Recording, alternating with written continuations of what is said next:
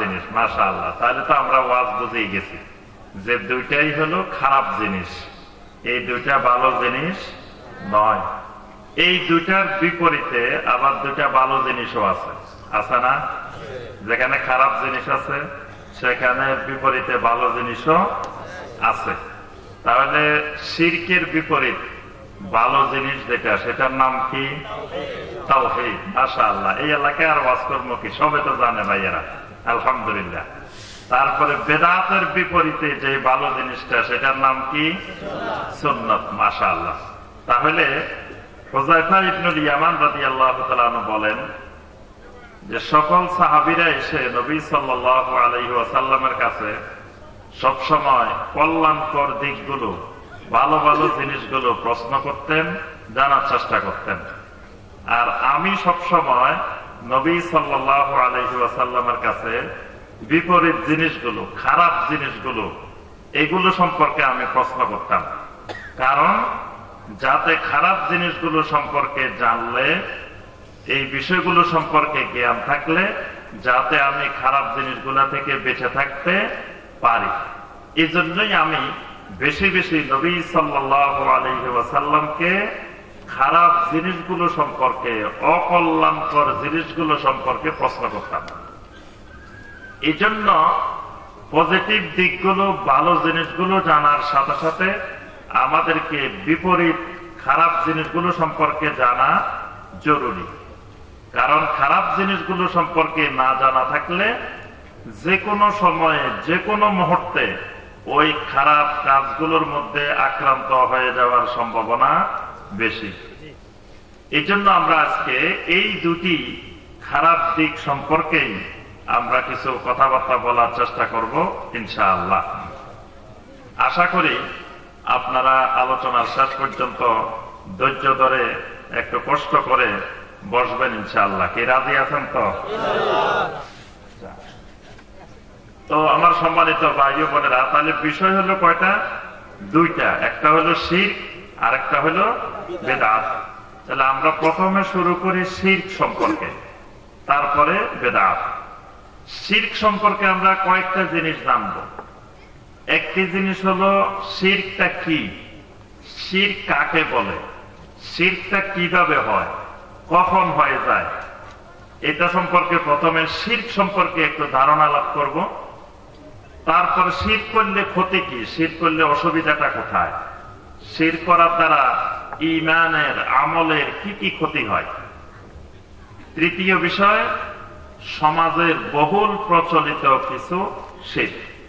ঠিক বেদাতের ব্যাপারেও, বেদাতটা কি জিনিস, বেদাত কখন হয়, কিভাবে হয়, আর বেদাত করলে ক্ষতি কি, ক্ষতিকর দিকগুলা কি, আর সমাজের বহুল প্রচলিত কিছু বেদাত। তাহলে এই দুটো বিষয়ের উপর আমরা সংক্ষেপে মৌলিক বিষয়গুলো আলোচনা করার চেষ্টা করব ইনশাআল্লাহ। কারণ এই দুটি বিষয় এত ব্যাপক, যদি আমরা সারা রাতেও আলোচনা করি বা একসাথে এক মাসও আলোচনা করি, তাও কিন্তু শিরক এবং বেদাতের আলোচনা করে শেষ করা যাবে না। কারণ আমরা যে সমাজে, যে অঞ্চলে বসবাস করি, এই অঞ্চলটা হলো শিরক এবং বেদাতের প্রজনন কেন্দ্র। প্রজনন কেন্দ্র বুঝেন? মানে এখানে বেদাতের ছাস হয়, শিরক বেদাতের ছাসাবাদ হয়, এখানে শিরক বেদাতের বাচ্চা হয়, সন্তান হয়। মানে বছর বছর শিরক এবং বেদাত এখানে বাড়তে থাকে, নতুন নতুন শিরক, নতুন নতুন বেদাত এখানে বরাবর প্রতি বছর বাড়তেই থাকে, বাড়তেই থাকে, বাড়তেই থাকে। এই জন্য এখানে শিরক বেদাত অসংখ্য, এখানে শিরক বেদাতের কোনো কুল কিনারা নাই। এই জন্য এটা এত ব্যাপক, আমরা যদি দীর্ঘ সময় আলোচনা করি তাও শিরক বিদআতের আলোচনা করে শেষ করা যাবে না। আমরা প্রথমে আসি শিরক। শিরক কি জিনিস? শিরক মানে আমরা সবাই জানি, এখানে যারা আছি সবাই জানি, কারণ আমরা একটা কালেমা পড়ে সবাই মুসলিম হয়েছি। একটা কালেমা পড়ছি না? আপনারা মনে পড়েন নাই? আপনারা একটু কথা বলবেন মাঝে মাঝে। আপনারা কি কালেমা পড়ছেন? কোন সময় পড়ছেন? মুসলমানি করাইবার সময় নাকি বিয়ের সময়? আমাদের দেশে 2 বার কালেমা পড়ায়। একবার পড়ায় যখন খতনা করায় না, মুসলমানই বলে যেটাকে, তখন যারা খতনা করাইতে আসেন বলে যে বাবা কালেমা পড়ো। কালেমা পড়তে পড়তে এখান থেকে আরবার সারাই ফেলায়। কি বলেন, করায় না? হ্যাঁ। আরেকটা হইলো বিয়ের সময় বলে যে সবাই ভাই বসেন বসেন, এখন কালেমা হবে, বসেন, বিয়ের কালেমা হবে, বলে না?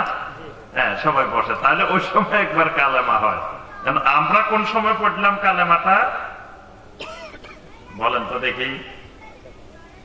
আমরা কালেমাটা পড়ছি যখন আমরা কথা বলা শিখেছি, তখনই আমরা কালেমা পড়া শিখেছি। কারণ আল্লাহ পাকের বড় নেয়ামত, আমরা মুসলিমের ঘরে জন্মগ্রহণ করেছি।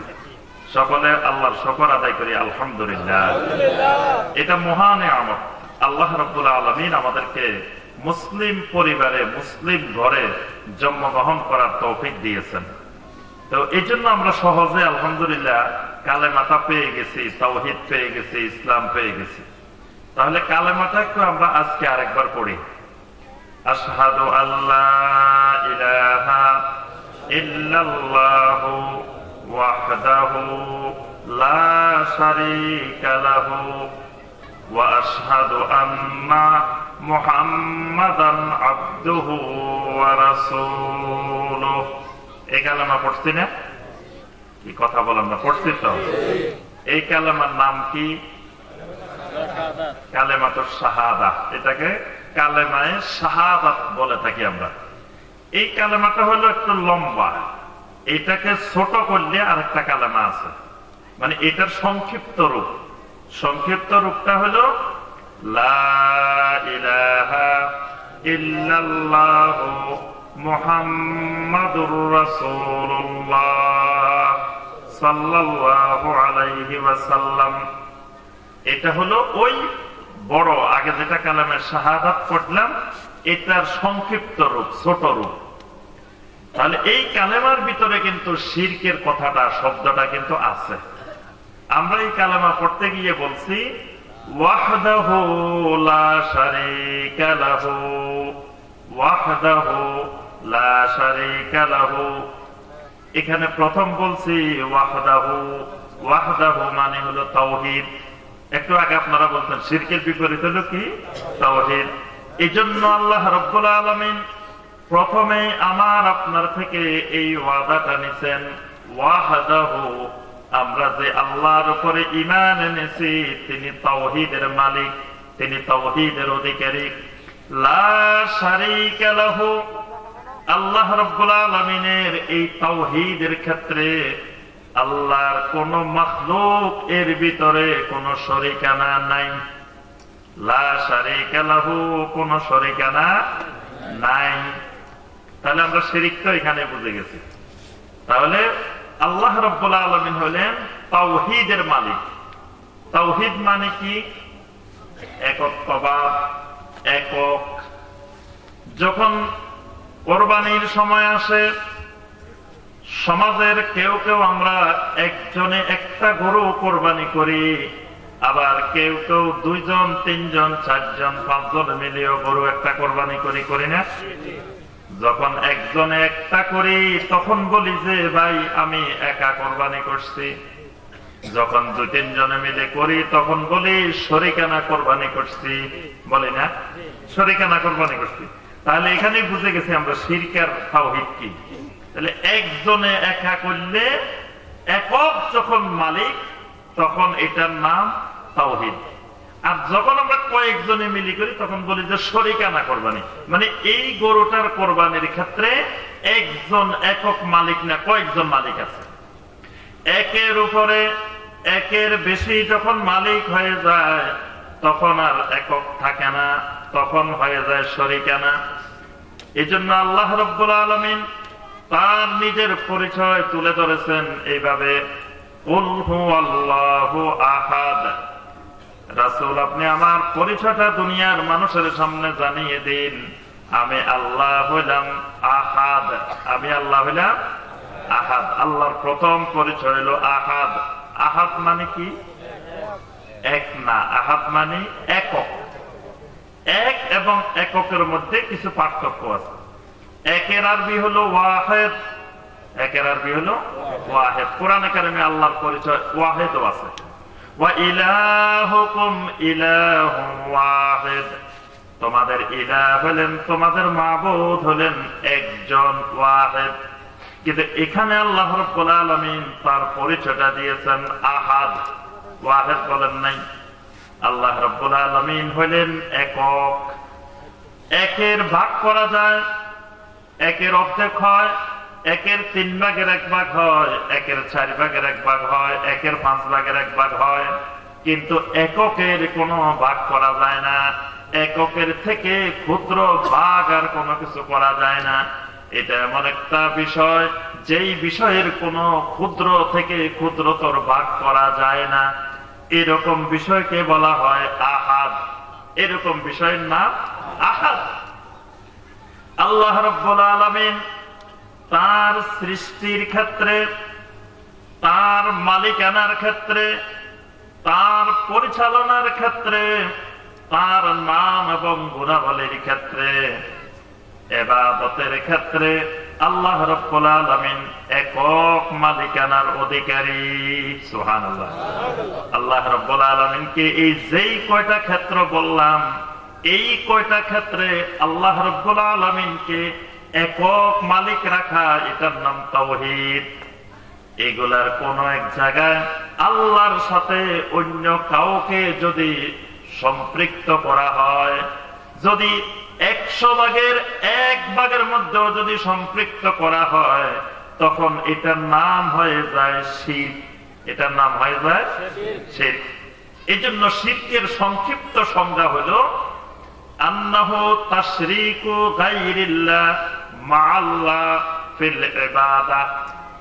আল্লাহর ইবাদতের ক্ষেত্রে কোন গায়রুল্লাহকে আল্লাহর সাথে অংশীদার বানানো, আল্লাহর সাথে ক্ষমতার ক্ষেত্রে বিন্দু মাত্র সহযোগী বানানো, অংশীদার বানানো, এটার নাম হলো শিরক। তাহলে কোন কোন ক্ষেত্রে শিরক? 1 নম্বর খেয়াল রাখতে হবে সৃষ্টির ক্ষেত্রে, 2 নম্বর হলো মালিকানার ক্ষেত্রে, 3 নম্বর হলো পরিচালনার ক্ষেত্রে, 4 নম্বর হলো নাম এবং গুণাবলীর ক্ষেত্রে, 5 নম্বর হলো ইবাদতের ক্ষেত্রে। এই বিষয়গুলোতে আল্লাহ রাব্বুল আলামিন একক মালিকানার অধিকারী। সুবহানাল্লাহ। প্রথম বিষয়, সৃষ্টির ক্ষেত্রে আল্লাহ রাব্বুল আলামিন একক মালিকানার অধিকারী। আল্লাহ রাব্বুল আলামিন ছাড়া এমন কোন মালিক নাই, এমন কোন খালেক নাই, যিনি একটা খেজুরের দানা, খেজুরের আটি বানাইতে পারে। আল্লাহ রাব্বুল আলামিন বলেন মা ইয়ামলিকুনা মিন কিতমির। ওরা তো খেজুর তো বানাইতে পারে না, তো পারে না। খেজুরের উপরে, খেজুর এবং খেজুরের বীজের মাঝখানে যে পাতলা একটা পর্দা থাকে, এই পর্দাটা বানানোর মতো ক্ষমতাও দুনিয়ার কোন শক্তির নাই। আল্লাহু আকবার। আল্লাহ রাব্বুল আলামিন হলেন একক সৃষ্টির ক্ষেত্রে মালিকানার অধিকারী। অর্থাৎ মানুষ ছাড়াও আল্লাহর যত মাখলুকাত আছে, সমস্ত মাখলুকাতকে একমাত্র বানাইছেন কে? আল্লাহ। আল্লাহ হলেন একমাত্র খালেক। এই সৃষ্টির ক্ষেত্রে আল্লাহর সাথে আর কারো কোনো অংশীদারিত্ব। আল্লাহ রাব্বুল আলামিন এই মানুষগুলাকে কোন সূরতে বানাইবেন, কোন আকৃতিতে বানাইবেন, এটা আল্লাহ রাব্বুল আলামিন কারো সাথে পরামর্শ করেন নাই, কারো থেকে সহযোগিতা নেন নাই। কাউকে আল্লাহ রাব্বুল আলামিন এই সৃষ্টির ক্ষেত্রে আল্লাহর সাথে সম্পৃক্ত করেন নাই। আমাকে আপনাকে কোন সূরতে বানাইবেন, কিভাবে বানাইবেন, আমার আপনার লম্বা কতটুকু হবে, স্বাস্থ্য কতটুকু হবে, ফর্সা হবে না কালো হবে, শরীরের অঙ্গ প্রত্যঙ্গ গুলো নিখুঁত হবে না কোনো জায়গায় সমস্যা হবে, এই সব ক্ষেত্রে আল্লাহ রাব্বুল আলামিন নিজে এককভাবে আল্লাহ পাক সিদ্ধান্ত নিয়েছেন। সুবহানাল্লাহ। এই জন্য কোরআনে কারিমে আল্লাহ পাক অসংখ্য জায়গায় এই কথাটা দুনিয়ার মানুষকে সম্বোধন করে আল্লাহ পাক বলছেন, ইয়া আইয়ুহাল ইনসানু মা গাররাকা বিরাব্বিকাল কারীম। আল্লাযী খালাকাকা ফাসাওয়াকা ফাআদালাক ফি আইয়ি সূরাতিন মা শাআ রাক্কাবাক। আল্লাহ রাব্বুল আলামিন বলেন, ইয়া আইয়ুহাল ইনসান, ও দুনিয়ার সমস্ত মানুষ, ও ইনসানেরা, মা গাররাকা বিরাব্বিকাল কারীম, কোন জিনিস তোমাদের সাথে, তোমাদের রবের সাথে মাঝখান দিয়ে পার্থক্য সৃষ্টি করে দিয়েছে? আমি আল্লাহর থেকে, আমি খালেক থেকে কোন জিনিস তোমাদেরকে আলাদা করে দিয়েছে? দুনিয়ার কোন জিনিস তোমাদেরকে ধোঁকার মধ্যে ফেলে দিয়েছে? আল্লাযী খালাকাকা, আমি হইলাম তোমার সেই রব যিনি তোমাকে বানাইছি। সুবহানাল্লাহ, খালি বানাই নাই, আমি তোমাকে ফাসাওয়াকা ফাআদালাক, আমি তোমার শরীরটাকে, তোমার মাথা থেকে পা পর্যন্ত কোন জায়গায় কোন অঙ্গটা দিতে হবে, কোন জায়গায় কিভাবে তোমাকে সেটিং দিতে হবে, এই তোমার শরীরের যাবতীয় সুবিন্যস্ত করাটা আমি আল্লাহ রাব্বুল আলামিন এককভাবে নিজে করছি। সুবহানাল্লাহ। আল্লাহ রাব্বুল আলামিন পৃথিবীর মধ্যে যত মাখলুক বানাইছেন, এক একটা মাখলুককে আল্লাহ রাব্বুল আলামিন এক এক ধরনের করে বানাইছেন। আল্লাহ রাব্বুল আলামিন কিছু মাখলুক বানাইছেন জন্ম থেকে শুরু করে মৃত্যু পর্যন্ত শুধু কিয়ামরত অবস্থায় থাকে, দাঁড়ানো অবস্থায় থাকে, রুকুও করতে পারে না, বসতেও পারে না, সিজদাও করতে পারে না, সারা জীবন শুধু দাঁড়িয়ে দাঁড়িয়ে থাকে। আছে না এরকম আল্লাহর মাখলুক? কোন মাখলুক বলেন তো দেখি? গাছপালা, কোটি কোটি গাছপালা জন্ম থেকে শুরু করে মৃত্যু পর্যন্ত দাঁড়িয়ে দাঁড়িয়ে আল্লাহর ইবাদত করে, বসতেও পারে না, রুকুও করতে পারে না, সিজদাও করতে পারে না। আবার আল্লাহ রাব্বুল আলামিন কিছু মাখলুক এমন বানাইছেন যে মাখলুক সারা জীবন রুকু অবস্থায় থাকে, দাঁড়াইতেও পারে না, আবার তারা বৈঠকও করতে পারে না, জন্ম থেকে শুরু করে মৃত্যু পর্যন্ত রুকু অবস্থায় আছে না। কোন মাখলুক বলেন তো দেখি? জি, ওরা অনেকে চিনে না, কথা বলে না দেখি। রুকু অবস্থায় আল্লাহ কোন মাখলুক গুলো আছে? গরু, ছাগল, ভেড়া, দুম্বা, উট, এই জাতীয় লক্ষ লক্ষ কোটি কোটি প্রাণী আল্লাহ রাব্বুল আলামিন কোন অবস্থায় রাখছেন? রুকু অবস্থায়।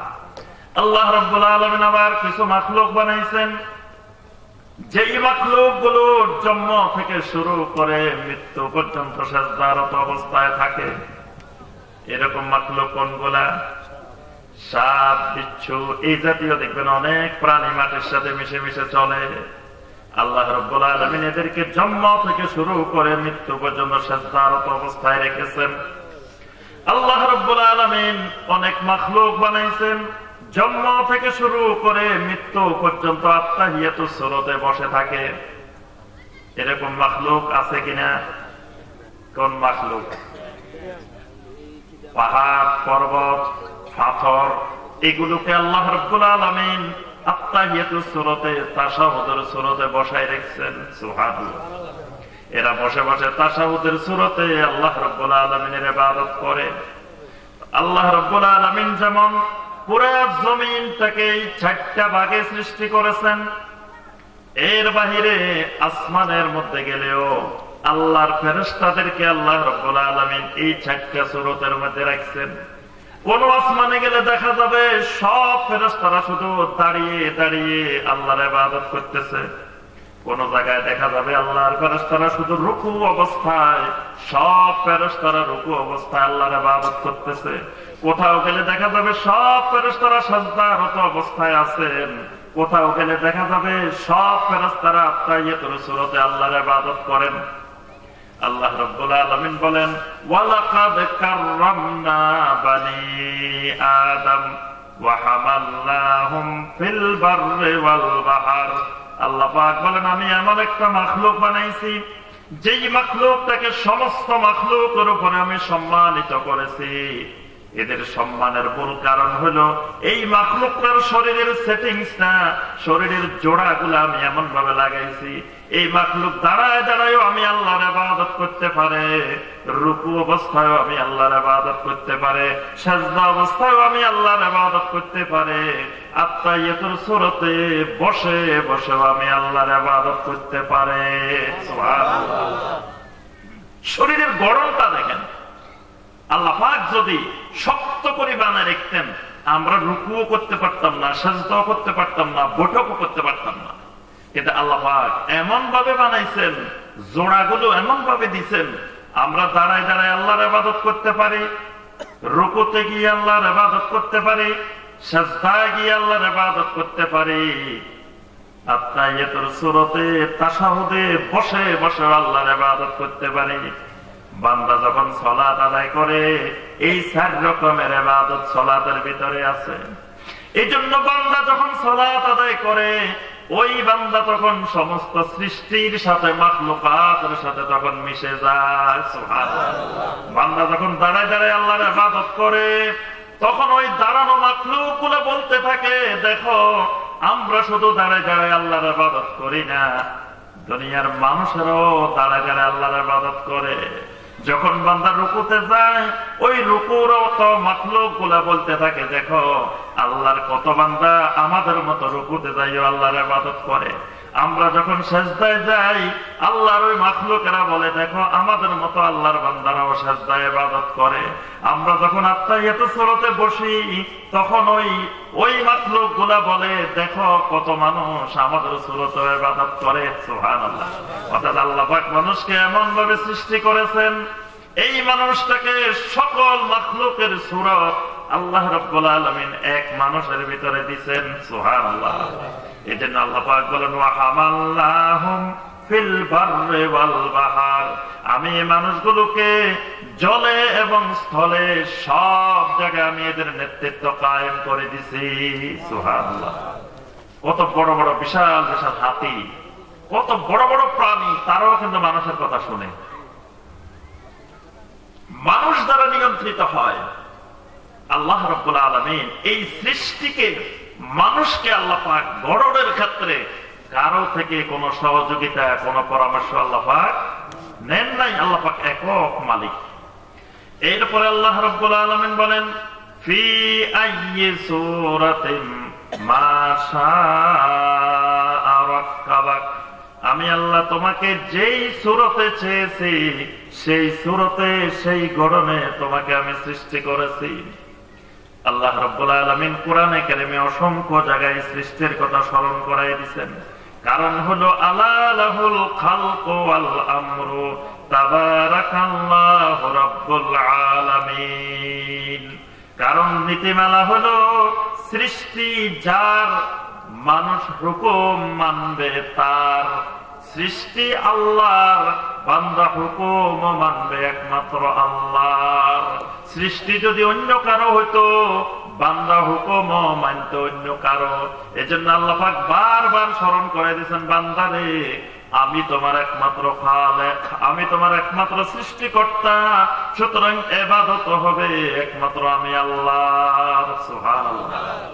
তাহলে আল্লাহ রাব্বুল আলামিন সৃষ্টির ক্ষেত্রে একক মালিক, আল্লাহ ছাড়া আর কোন মালিক নাই। তাহলে আল্লাহ রাব্বুল আলামিন যাকে চান ছেলে সন্তান দেন, যাকে চান আল্লাহ রাব্বুল আলামিন কন্যা সন্তান দেন, যাকে চান ছেলে মেয়ে দুটাই দেন, যাকে চান কোনটাই দেন না। তাহলে ছেলে মেয়ে দেওয়ার মালিক কে? একমাত্র আল্লাহ। খালি আল্লাহ না, ছেলে মেয়ে দেওয়ার মালিক কে? একমাত্র আল্লাহ। আল্লাহ পাক কোরআনে কারিমে বলছেন ইয়াহাবু লিমান ইয়াশাউ ইনাসান ওয়া ইয়াহাবু লিমান ইয়াশাউ যুকুর। আল্লাহ পাক বলেন আমি যাকে চাই শুধু কন্যা সন্তান দিই, কোন ছেলে দিই না, খালি মেয়ে। আবার যাকে চাই তাকে শুধু ছেলে দিই, কোন মেয়ে দিই না। আবার আমি আল্লাহ চাইলে ছেলেও দিই মেয়েও দিই। যাকে চাই ছেলে মেয়ে কোনটাই দিই না। তাহলে এই সৃষ্টির মালিকানা ছেলে দেওয়ার মালিক একমাত্র আল্লাহ, মেয়ে দেওয়ার মালিক একমাত্র আল্লাহ, ছেলে মেয়ে দুটা দেওয়ার মালিকও একমাত্র আল্লাহ, কোনটা না দেওয়ার মালিকও একমাত্র আল্লাহ। এখন কারো ছেলে মেয়ে হয় না অনেকদিন পর্যন্ত, এখন ছেলে মেয়ে চাইতে হবে কার কাছে? একমাত্র আল্লাহর কাছে। চাইতে হবে কার কাছে? একমাত্র আল্লাহ রাব্বুল আলামিনের কাছে। আল্লাহর জমিনে দুইজন নবীকে আল্লাহ রাব্বুল আলামিন খলিল বানাইছেন। আল্লাহর অসংখ্য নবী রাসূলদের মধ্য থেকে দুইজন নবী হলেন আল্লাহর খলিল। একজন হলেন ইব্রাহিম আলাইহিস সালাম, আরেকজন হলেন মুহাম্মদুর রাসূলুল্লাহ সাল্লাল্লাহু আলাইহি ওয়াসাল্লাম। আল্লাহর খলিলের দীর্ঘদিন ধরে সন্তান হয় না, ইব্রাহিম আলাইহিস সালামের দীর্ঘদিন ধরে সন্তান হয় না। ইব্রাহিম আলাইহিস সালাম দোয়া করছেন কার কাছে? রব্বি হাবলি মিনাস সালিহিন, রব্বুল আলামিন আমাকে একটা সালেহীন সন্তান দাও। তাহলে আল্লাহর খলিল, তার কোনো পাওয়ার নাই ছেলে মেয়ে দেওয়ার, তার নিজেরই ছেলে মেয়ে হয় না, ছেলে মেয়ে দিবেন কেমনে? তিনিও দোয়া করছেন, ছেলে মেয়ে চাইছেন কার কাছে? আল্লাহ রাব্বুল আলামিনের কাছে। জাকারিয়া আলাইহিস সালাম